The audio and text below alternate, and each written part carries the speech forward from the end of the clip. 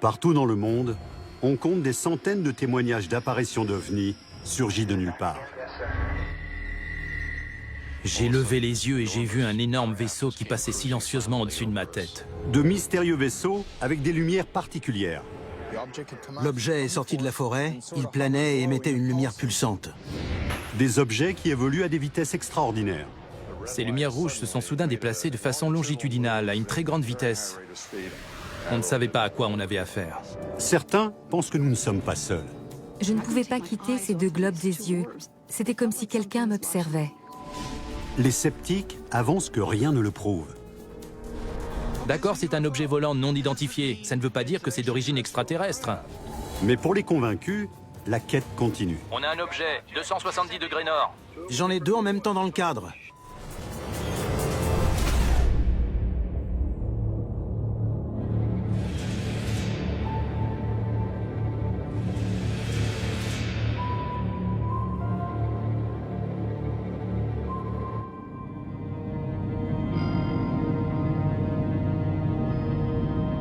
Certains scrutent les cieux à la recherche d'ovnis. J'ai vu quelque chose passer très vite.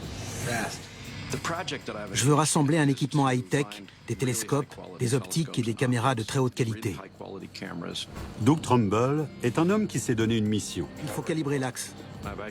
J'ai commandé la construction de ce bras panoramique inclinable. Il est totalement automatisé et d'une très grande précision. Ces instruments sont du niveau de ceux dont dispose la NASA pour observer le départ de ses navettes. Il traque les signes de vie extraterrestre. J'ai une véritable passion pour l'univers. C'est un endroit extraordinaire. On découvre aujourd'hui qu'il compte des centaines de milliards de galaxies. Les chances qu'il existe d'autres formes de vie dans l'univers semblent donc très élevées. Il faut qu'on découvre ce qui se passe là-haut. Doug veut obtenir les clichés qui prouveront qu'il existe bien une vie extraterrestre. Certains affirment que nous détenons déjà cette preuve.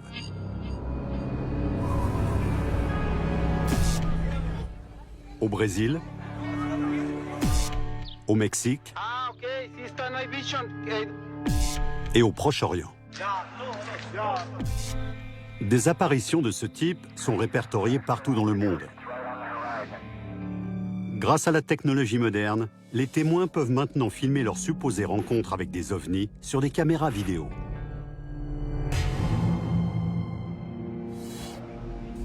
La soirée du 13 mars 1997 était belle et tranquille. Mon mari et moi, on lisait au lit. L'un des murs de notre chambre a une grande porte-fenêtre. On voit donc tout ce qui se passe dehors.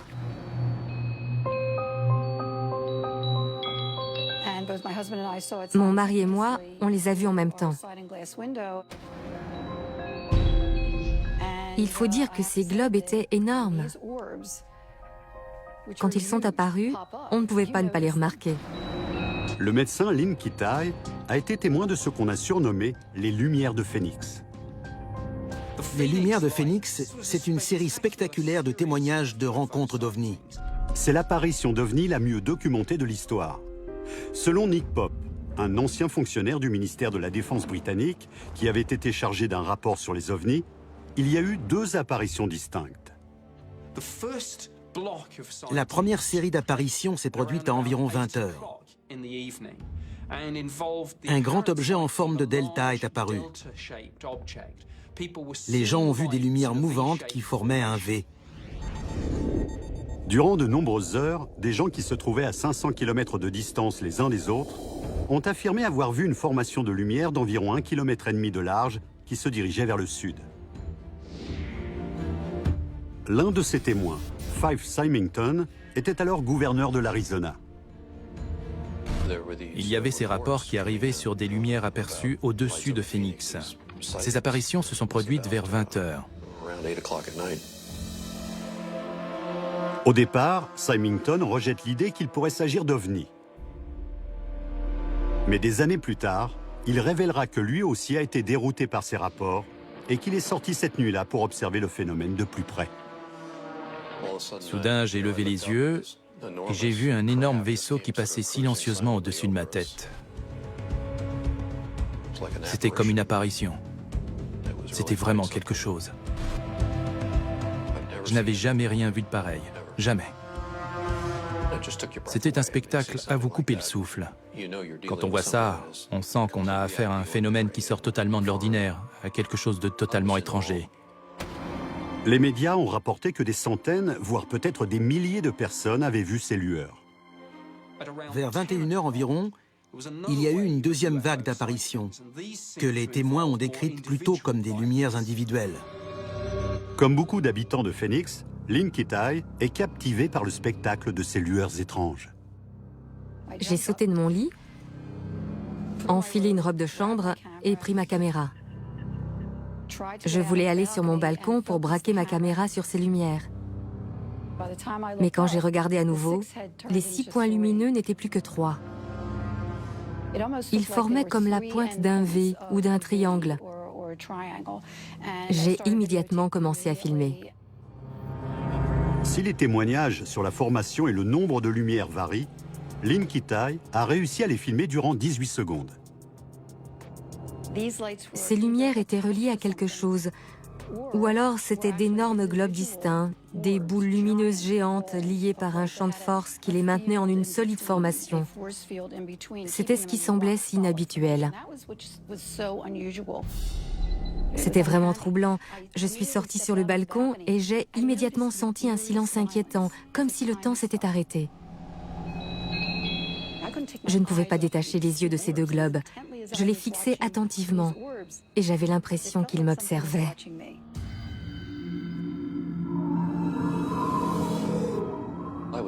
J'étais sidéré par ce spectacle. Et je me suis senti soudain totalement insignifiant. Je savais que j'étais en présence de quelque chose de très inhabituel. Ça a déclenché une sorte d'hystérie collective. C'était vraiment un événement. La population veut des explications et les autorités lancent une enquête. Les militaires ont déclaré qu'ils avaient la solution au mystère. Il y avait un exercice militaire le soir en question et des fusées de signalisation avaient été larguées par des chasseurs A-10. Mais tout le monde n'est pas convaincu par cette explication. L'armée prétend que c'était des A-10 qui étaient partis de la base aérienne de Luke.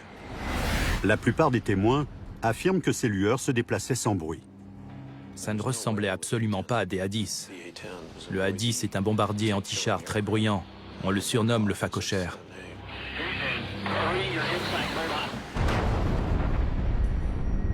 Les sceptiques prétendent que les avions n'étaient pas assez proches pour qu'on puisse les entendre.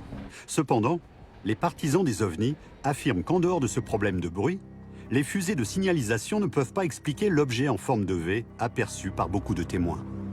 Comment peut-on croire que des fusées de signalisation, qui n'auraient pu rester en V que quelques secondes, aient pu traverser l'étang entier en une formation d'1,5 km de large, équidistante et solide, durant plusieurs heures?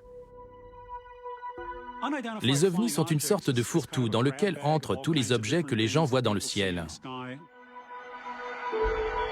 L'astrophysicien Sten Odenwald dit que sans équipement sophistiqué, il est extrêmement difficile d'identifier des objets dans le ciel nocturne. Les gens n'imaginent pas tout ce que les militaires envoient dans le ciel. Et ils ne connaissent pas assez bien l'astronomie pour distinguer une planète d'une soucoupe volante. C'est pour ça qu'il est tellement difficile d'expliquer ce genre de phénomène.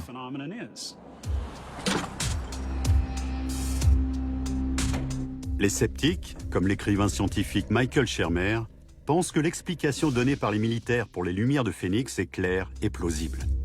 Il y a eu 2 apparitions à environ 1 heure de distance. La première, c'était des chasseurs, et la seconde, les fusées de signalisation. La première a seulement été rapportée, et quand la seconde s'est produite, on a lié les 2. Mais certains témoins ne sont toujours pas convaincus. Je ne pense pas que les premières apparitions, qui se sont produites autour de 20 heures, puissent s'expliquer par des fusées militaires. Personne n'a apporté d'explication satisfaisante à ces phénomènes. Les sceptiques considèrent que les photos ne constituent pas de vraies preuves.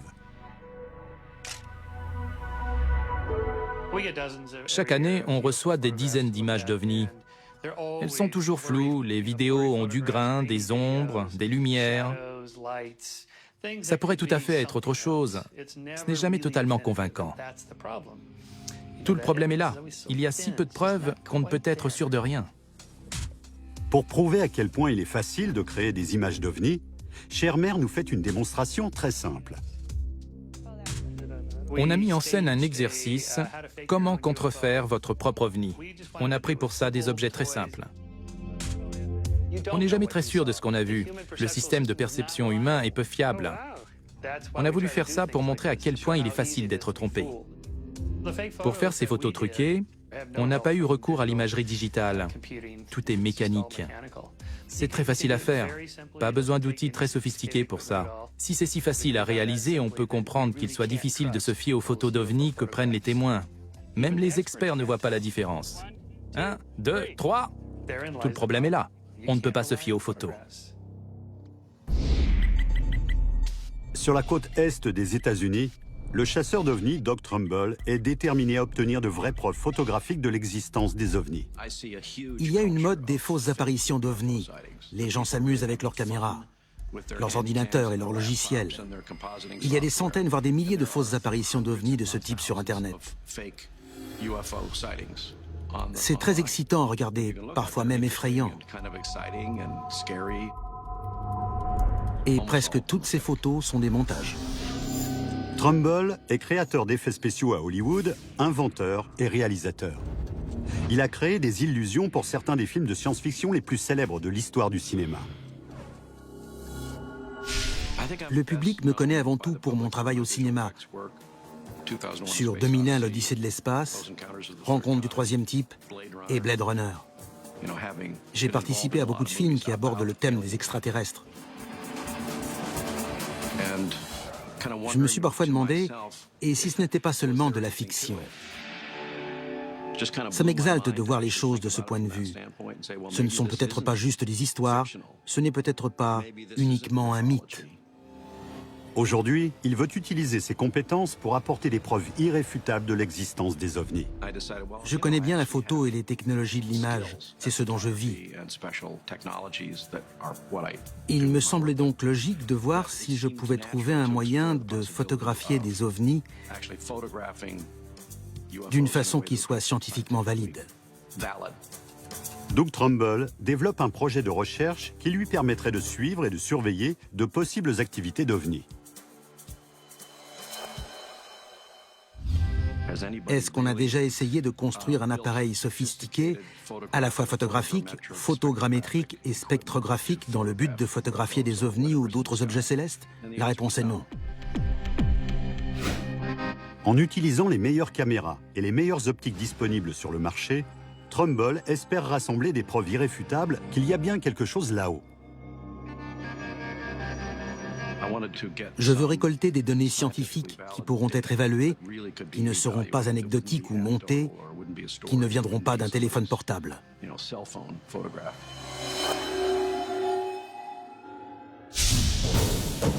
Aujourd'hui, avec son équipe, il s'apprête à lancer une expédition pour tenter de répondre à l'une des plus grandes questions que se pose l'humanité. Sommes-nous seuls? Je veux mettre mes compétences et mon énergie au service de cette cause. Un projet comme celui-ci vaut le temps qu'on lui consacre, car c'est la plus grande histoire qui sera jamais racontée. Un contact humain avec des civilisations extraterrestres, que peut-il y avoir de plus exceptionnel? J'aimerais voir ça de mon vivant. L'histoire qui a passionné nombre de chercheurs d'OVNI commence au sud-ouest des États-Unis, dans une petite ville du Nouveau-Mexique nommée Roswell.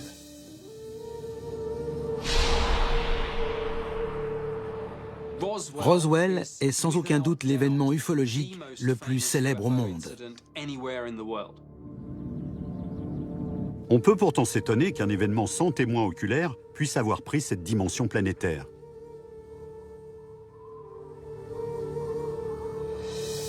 Quand je prononce le nom de Roswell, on me répond « C'est pas là que des aliens ont atterri ?» Frank Kimbler est géologue et travaille dans la région de Roswell. Roswell est une petite ville de cow-boys assez paisible. Il y a beaucoup de fermes et d'élevage. C'est la ville typique des westerns américains. Roswell est le lieu où s'est produit le crash d'OVNI le plus célèbre de la planète. Durant la première semaine de 1947, de violents orages ont éclaté au-dessus de cette région.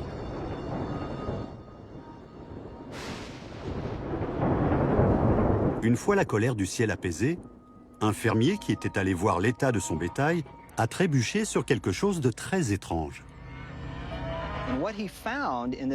Il a découvert ce qu'on appelle un champ de débris. Il y avait des morceaux de métal répandus sur une très grande zone qui devait faire 30 mètres de large sur 1 kilomètre de long. Il a pensé que c'était certainement un accident lié à des essais militaires. Il a ramassé quelques débris et il les a rapportés au ranch. On lui a dit que c'était peut-être un des ovnis dont les habitants avaient parlé et qu'il devrait aller les montrer en ville. Au moment du crash, Roswell accueillait la seule unité de bombardiers entraînée au largage des bombes atomiques. L'élite de l'armée de l'air américaine se trouvait à la base aérienne de Roswell. C'était le seul endroit au monde où se trouvait un escadron de bombardiers muni de la bombe atomique, le seul au monde. C'était un site d'une énorme importance stratégique, quasiment hors d'échelle. Et c'est précisément là qu'un objet d'origine inconnue est tombé. L'armée envoie immédiatement des enquêteurs sur le lieu du crash. Les gens les ont vus ramasser les débris et les emporter à la base. La nouvelle de ce curieux crash commence déjà à se répandre à travers le pays. Et l'armée décide donc de faire une déclaration à la presse. 8 juillet 1947. Les forces armées ont annoncé avoir découvert un disque volant qui se trouve maintenant en leur possession. L'information est passée à la radio et 24 heures plus tard, les militaires sont revenus pour dire qu'ils avaient fait une erreur, que ce n'était pas du tout une soucoupe volante, mais tout simplement une sonde météorologique de l'armée. Avant même que les gradés aient diffusé la nouvelle qu'il s'agissait d'une sonde météo, les troupes de l'armée de l'air avaient commencé à nettoyer le site de tous ces débris. L'armée a fermé toutes les routes qui conduisaient à cet endroit. Il y avait des dizaines de soldats à quatre pattes. Ils ont ramassé le moindre petit fragment de métal qui traînait. Ils ont chargé tout ça sur des camions et l'ont rapporté à la base de Roswell. Ça leur a pris plusieurs jours. Ça, c'est le bâtiment P3. C'est ici que tout s'est passé en juillet 1947, quand ils ont ramené les débris du vaisseau spatial. Imaginez des bombardiers B-29 qui étaient garés là et dans lesquels on a chargé tous ces débris. Tout ça pour une simple sonde météo. L'événement qui s'était produit à Roswell ayant été réduit à la chute d'une sonde météo, l'intérêt du public a peu à peu faibli et on a fini par oublier l'histoire. La déclaration de l'armée disant qu'il s'agissait en fait d'une sonde météo a été si efficace que Roswell a complètement disparu de l'histoire. Le public n'y a plus porté aucun intérêt et Roswell a disparu des livres d'histoire durant 30 ans. Jusqu'à ce qu'en 1978, une confession surprenante fasse reprendre vie au mystère. Jesse Marcel, l'officier militaire qui avait été le plus impliqué dans la récupération des débris de l'OVNI, a décidé de parler. Et il a dit « J'étais là, c'est moi qui étais chargé de la récupération des débris. Et ce n'était pas une sonde météo. » Marcel, un officier de renseignement de l'armée de l'air, affirme que l'armée a caché la découverte d'un vaisseau spatial d'origine extraterrestre. Après des années de silence, de nouveaux témoins se font connaître. Leurs récits contiennent des faits nouveaux, assez surprenants. Beaucoup de gens qui étaient là à l'époque ont parlé d'un crash. D'autres sont même allés plus loin. Ils ont affirmé que des corps avaient été retrouvés. Des êtres qui ressemblaient à de petits humanoïdes et qui étaient sans doute d'origine extraterrestre. Ce qui avait commencé comme un vulgaire accident de sonde météo prend soudain une dimension mondiale. Des nouvelles de plus en plus surprenantes se répandent comme une traînée de poudre. Les gens ont dit avoir vu au moins 3 corps. L'un d'eux était peut-être vivant. Plusieurs personnes, dont des infirmières, ont dit avoir vu ces corps. Les témoins décrivent des êtres avec de grosses têtes et des yeux en amande. Tous les passionnés d'OVNI ont commencé à s'intéresser de près à cette histoire qui est devenue leur saint Graal. C'était l'événement qu'ils attendaient pour percer enfin ce mystère. Pendant des années, les ufologues ont pressé l'armée de questions. Finalement, en 1997, l'armée de l'air américaine a tenu une conférence de presse pour expliquer les rumeurs de corps extraterrestres. Ce seront nos dernières déclarations concernant l'incident de Roswell. La conclusion du premier rapport ne laissait aucun doute sur le fait que ce qui a été récupéré près de Roswell était en fait les débris d'un projet de recherche de l'armée classé top secret qui visait à détecter acoustiquement les explosions nucléaires soviétiques et les lancements de missiles balistiques. Les corps qui ont été ramassés étaient certainement des mannequins utilisés durant ces tests. Mais la théorie des mannequins qui auraient été pris pour des corps soulève d'autres questions. Colonel, que répondez-vous aux ufologues qui disent que l'incident s'est passé en 1947 et que vous parlez de mannequins qui ont été utilisés dans les années 1950, presque une décennie plus tard? C'est un problème que l'on constate souvent avec le temps qui passe. Quand les gens parlent d'un événement durant longtemps, ils finissent par oublier quand il s'est exactement produit. Aujourd'hui, nous savons ce qu'était Roswell. Un engin de surveillance acoustique qui devait repérer la signature des explosions nucléaires soviétiques dans la haute atmosphère. Bien sûr, l'armée n'aurait jamais pu rendre publique une telle information dans les années 40 ou 50. À l'est des États-Unis, le réalisateur Doug Trumbull fait tout son possible pour tenter de découvrir si les ovnis sont plus qu'un écran de fumée.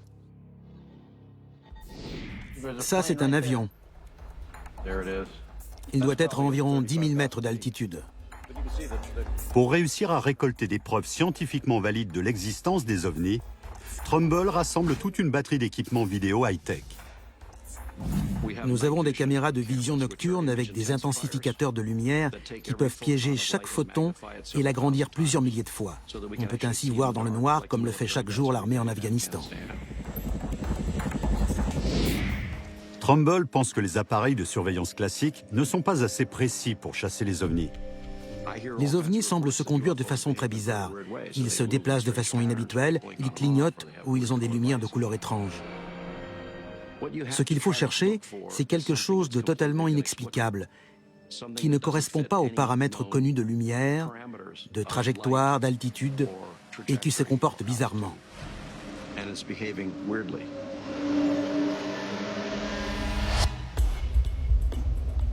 Trumbull et son équipe ont construit un système de dépistage capable de repérer les sources lumineuses anormales. Si on relie la caméra au système de dépistage, elle sait ce qu'elle doit chercher. Horizontalement et verticalement, c'est calibré très précisément. Si une étoile se déplace à une vitesse inhabituelle, ça vaut la peine de la suivre. Et c'est pour ça qu'il faut agir très vite. Cette caméra peut suivre un objet très rapidement. Trumbull pense que ces équipements high-tech lui permettront de rassembler des informations importantes sur chaque objet non identifié. Ce que je veux réussir à faire, c'est calculer très précisément leur altitude, leur vitesse, leur trajectoire, leur mouvement, pour affirmer avec certitude qu'ils se déplacent de telle façon, selon une trajectoire qui ne pourrait absolument pas être celle d'un avion, par exemple. Mais il est conscient que ses chances de rencontrer un ovni sont très faibles. Je dois choisir un endroit où les chances de voir un événement inhabituel dans le ciel soient particulièrement élevées. Pour ce faire, Trumbull décide d'équiper un véhicule blindé militaire qui lui permettra de transporter son équipement vers des lieux d'observation parfaits. Il est parfois très difficile de se rendre sur des sites d'observation à haute altitude. C'est pour ça que j'ai décidé d'acheter un véhicule blindé militaire. Je l'ai équipé d'une cabine d'ambulance que j'utilise comme salle de contrôle. Ensuite, on a construit ces portes dans le toit pour pouvoir faire sortir le télescope. Avec tous ces équipements à bord, on peut se rendre sur n'importe quel site et lancer l'observation en quelques minutes seulement. Avec ce véhicule, Trumbull est maintenant prêt à se lancer dans sa mission de recherche. Même si la plupart des gens pensent qu'il ne trouvera aucune preuve, certains sont persuadés que nous avons déjà reçu la visite d'extraterrestres. Une de ces rencontres se serait produite en Angleterre, à moins de 150 km au nord-est de Londres, dans la forêt de Rendlesham. Cet événement a été surnommé le Roswell britannique. Comme à Roswell, l'apparition de Rendlesham se serait produite près d'une base militaire américaine. Mais dans ce cas-ci, les témoins affirment avoir vu les extraterrestres de beaucoup plus près. Tout a commencé au petit matin du 26 décembre 1980. Deux groupes de soldats sortent pour observer de plus près une lumière étrange. Ils voient un étrange vaisseau de forme triangulaire. Il semble avancer sur 3 pieds, ou peut-être planer. Il a à peu près la taille d'une voiture de sport. Ces hommes n'ont jamais rien vu de pareil. 2 officiers se sont approchés suffisamment près pour faire un croquis de l'objet et ont même pu le toucher. Dans les années 1990, Nick Pope a mené une enquête sur l'affaire non résolue de l'apparition de Rendlesham. Au bout de quelques minutes, l'OVNI commence à se soulever doucement du sol et manœuvre lentement à travers les arbres, vers le bord de la clairière. Puis il monte jusqu'à la hauteur des arbres et fonce soudain vers l'horizon à une vitesse hallucinante.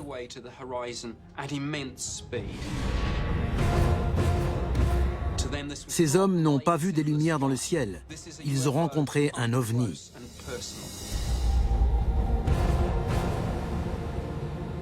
La nuit suivante, l'OVNI serait revenu dans la forêt où il aurait été aperçu par d'autres soldats.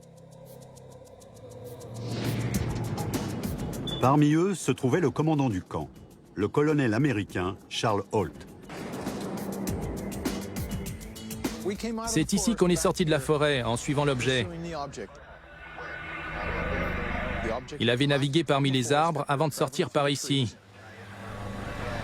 Il s'est ensuite arrêté au-dessus de ce champ et s'est élevé à 1 mètre, 1,50 m, 2 mètres au-dessus du sol et s'est immobilisé là, avec sa lumière pulsante. On l'a regardé pendant 1 minute ou 2 et soudain l'objet a comme explosé silencieusement en 5 objets blancs et il a disparu. Il est parti. Puis, tout aussi subitement, un deuxième OVNI apparaît. Il est revenu ? Oui, mon colonel, il est revenu. On a remarqué un objet vers le sud. Il était très coloré et changeait constamment de forme. Il s'est dirigé vers nous à une très grande vitesse. On voit ça sur la cassette vidéo. C'est une étrange petite lumière rouge, à une distance de 400 à 600 mètres. Holt décrit l'OVNI traversant rapidement le ciel comme s'il quadrillait le sol à la recherche de quelque chose. Le voilà. Je le vois aussi. Qu'est-ce que c'est ? Nous n'en savons rien, mon colonel. L'engin s'est arrêté silencieusement et il a envoyé vers le sol une sorte de lumière qui ressemblait à un rayon laser. Puis il a brutalement disparu. On se tenait là, complètement sidérés par ce qui s'était passé. On pensait, est-ce que c'est un avertissement? Est-ce que c'est une arme? On était vraiment en état de choc. C'était quelque chose d'incroyable.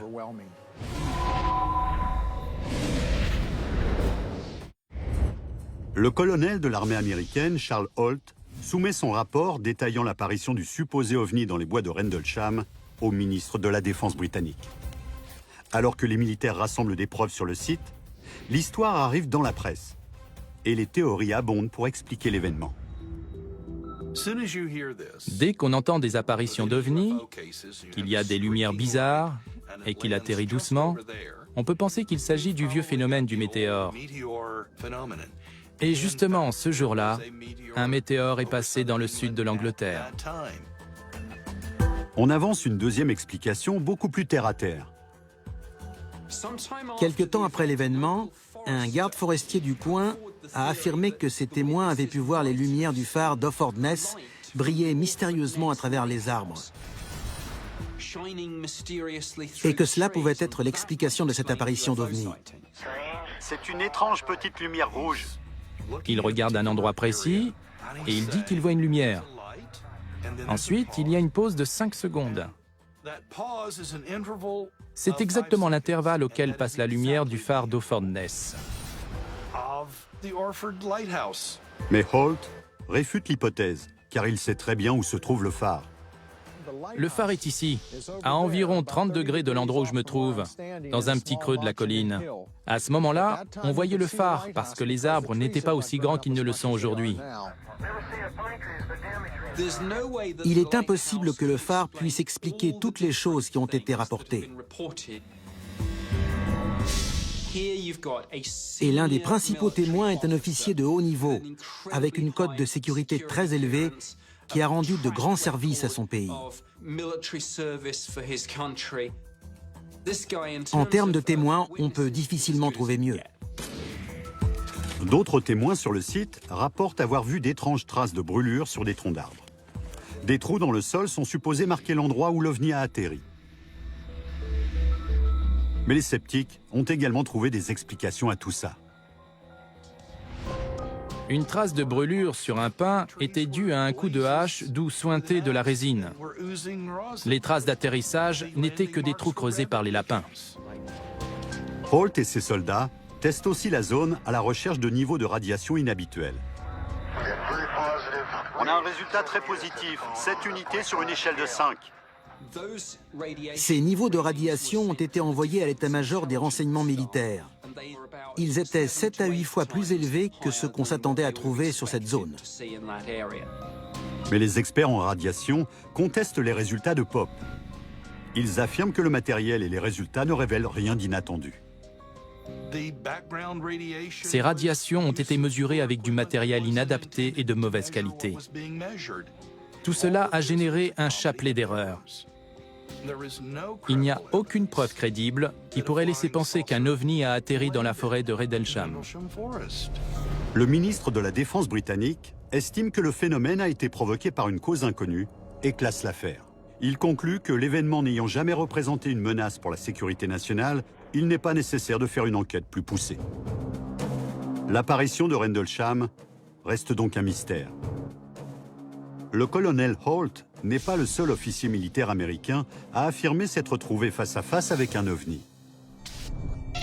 Au large des côtes méridionales des États-Unis, un pilote vétéran de guerre affirme s'être retrouvé confronté en plein ciel à un objet volant qu'il ne connaissait pas. Larry Jividon est un ancien du Vietnam et un pilote de ligne à la retraite. Il a attendu presque 4 décennies avant de révéler son étrange aventure. La plupart des pilotes gardent en général ce genre d'apparition pour eux. Nous sommes à la tombée de la nuit, le 6 février 1975. Jividon décolle de la base navale de Pensacola en Floride. Il commande un vol d'entraînement avec 5 autres pilotes à bord. C'était une nuit très tranquille. On volait à 10 000 mètres, ce qui était notre altitude de croisière pour ce vol d'entraînement. Le ciel au-dessus de nous était très clair. Un vol tranquille jusqu'au moment de l'atterrissage. Au retour, à l'approche de la base navale de Pensacola, l'élève pilote assis sur le siège de droite a aperçu une lumière rouge à 1 heure, qui allait à la même allure que notre avion. Il m'a alors dit « Nous avons du trafic à 1 heure ». J'ai levé les yeux et je l'ai vu. C'était un objet rouge, totalement rond, avec des bords très dessinés. Ce n'était pas une lumière pulsante, c'était quelque chose de solide. Jividon contacte les contrôleurs aériens et demande s'il y a d'autres appareils dans la zone. Il m'a répondu « Vous êtes le seul avion dans le ciel ce soir sur mon cahier ». Jividon demande l'autorisation d'approcher l'objet. Le contrôleur m'a autorisé à faire ce que je voulais. Il a utilisé l'expression « autorisé à approcher à sa demande ». Il a donc manœuvré son avion pour aller inspecter le vaisseau. Quand je me suis dirigé vers la lumière rouge, elle s'est soudain mise à se déplacer à très grande vitesse. Elle a fait un mouvement longitudinal qui ne ressemblait pas du tout au déplacement d'un avion. À ce moment-là, j'ai compris que ce n'était pas un avion. Je n'avais aucune idée de ce que ça pouvait être.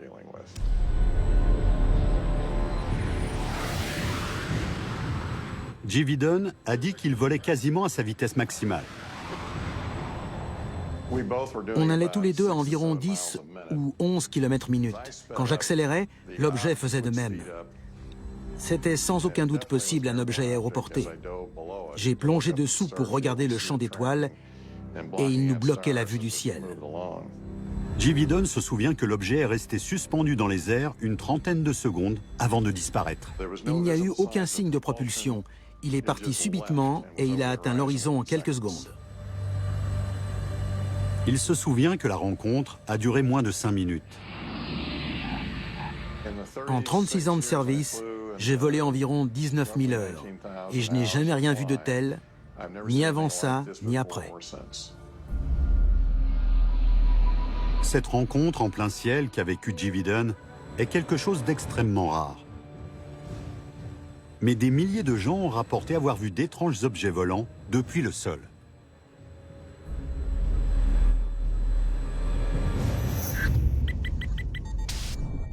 Le réalisateur Doug Trumbull s'est donné pour mission de tenter d'analyser ces apparitions inexplicables.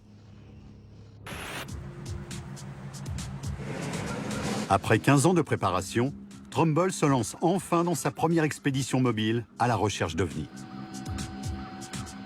C'est la première fois qu'on a intégré tout le système de télescopes, de caméras. Tous ces systèmes sont à bord du véhicule. Dès qu'on recevra un signal de ces caméras, elles sortiront. Une caméra grand angle ici et une à angle serré, toutes deux équipées d'un système de vision nocturne. Les équipements de traque d'OVNI de Trumbull sont maintenant en action. On devrait voir tous les objets en mouvement dans le ciel. Lui et son équipe doivent attendre jusqu'à la nuit tombée pour traquer des signes de vie extraterrestre dans le ciel.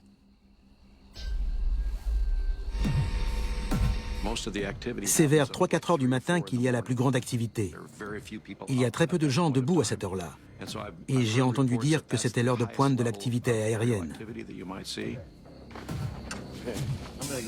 Je vais sortir voir si on peut photographier les étoiles.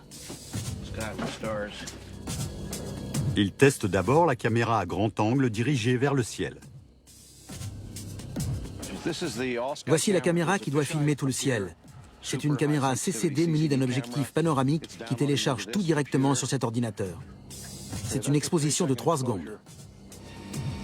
Trumbull synchronise ensuite ses caméras télescopiques et son système de repérage. J'essaie de calibrer l'ensemble de l'installation. Je peux diriger un de mes télescopes sur le ciel et voir des centaines de satellites. Et je peux aussi voir toutes les étoiles et les constellations. Des centaines de météorites traversent le plan en permanence, comme des lucioles. Et tout ça est invisible à l'œil nu. L'installation de Trumbull détecte rapidement un objet qui est parfait pour un test. Un avion volant à haute altitude dans le ciel nocturne. On voit les 4 moteurs, des lumières stroboscopiques, des lumières des ailes et de grosses étoiles tout à côté. La caméra le suit vraiment doucement. On voit un peu la traînée de condensation ici. C'est un avion normal. Avant que son test ne soit terminé, le matériel de Trumbull repère un objet volant qu'il n'arrive pas à identifier.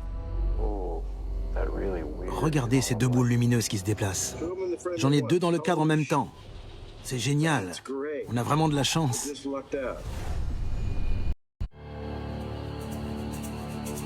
Le chasseur d'OVNI, Doug Trumbull, repère une étrange boule lumineuse. Serait-ce l'objet de sa quête? C'est vraiment un objet étrange. Une boule lumineuse d'une couleur bleu-vert. C'est vraiment très bizarre, elle me semble aller nulle part. Le système de repérage se fixe sur l'objet. Doug, on a un objet à 270 degrés nord. Je l'ai. L'atmosphère est dense. Je n'arrive pas à bien voir.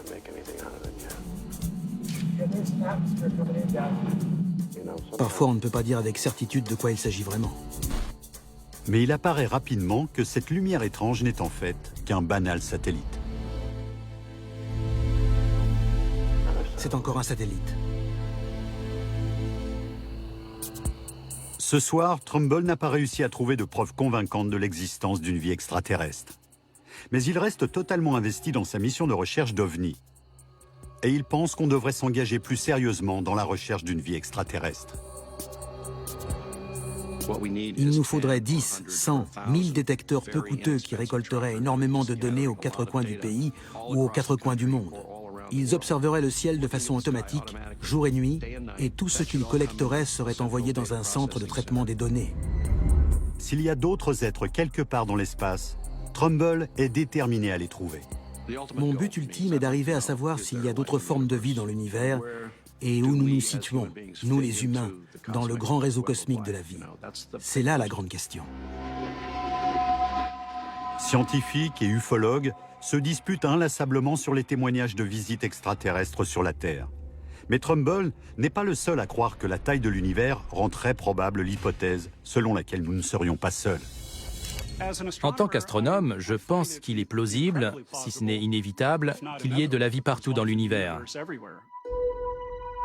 Les scientifiques ont créé une formule mathématique appelée équation de Drake pour calculer la probabilité de trouver d'autres civilisations avancées dans notre galaxie.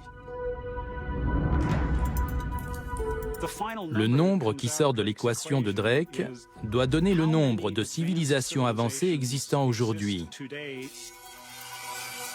Malheureusement, bien que nous comprenions très bien les facteurs astronomiques, les facteurs biologiques menant à des civilisations intelligentes sont encore de l'ordre du jeu de devinette et ont comme unique exemple ce qui s'est passé sur Terre. C'est pourquoi il ne peut y avoir qu'une civilisation dans la Voie lactée, c'est-à-dire nous, comme il peut y en avoir des milliers. On ne sait pas encore comment obtenir une estimation valable. Les sceptiques disent que même s'il y a une vie intelligente quelque part dans l'univers, la chance que des êtres extraterrestres visitent la Terre est proche de zéro. Ils expliquent que les distances sont trop grandes et le voyage trop long.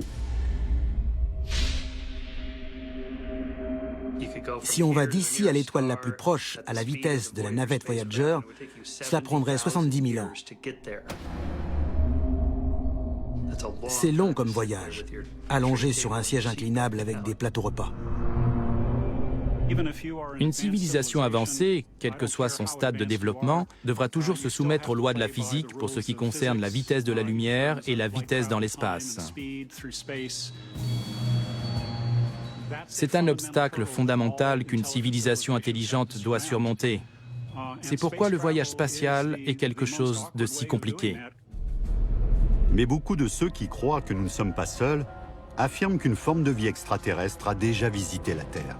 C'est très facile de se faire une opinion et de se moquer de quelque chose de totalement extraordinaire quand on ne l'a pas vu soi-même. Je suis convaincu que nous avons vu un vaisseau extraterrestre.